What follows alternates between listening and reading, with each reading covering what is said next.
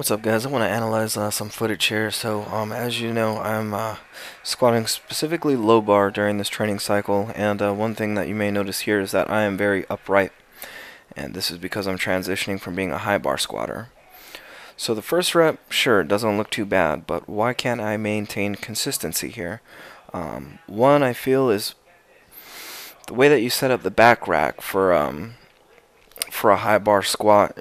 You're focusing on really staying tight up top, and it may cause I guess some lumbar curvature. You see that I'm kind of more like a curvy road going down on that. So I made a bunch of adjustments during training.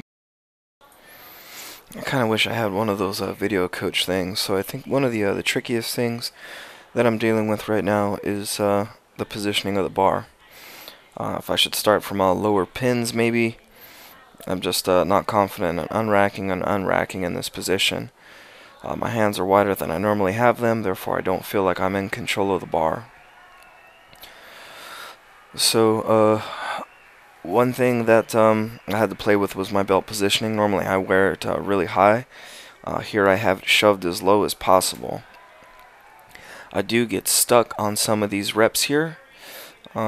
Depth, as always, to me is questionable. It's probably good enough, but as you can see, the belt's disappearing, so my hips definitely are getting lower than my knees, but my butt was shooting out.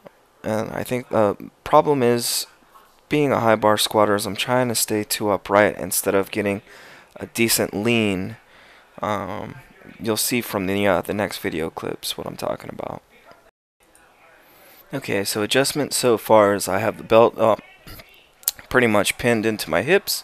This video is slowed down to about 80%.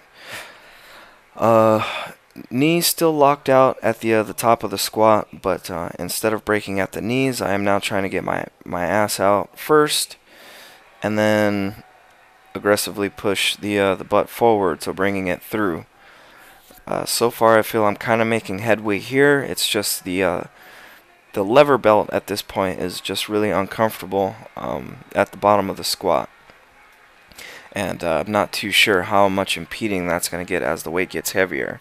And the problem is that I felt like I found a groove and tried to rush the rest of the reps, and therefore depth started to get cut, and it wasn't as good looking as the first few reps.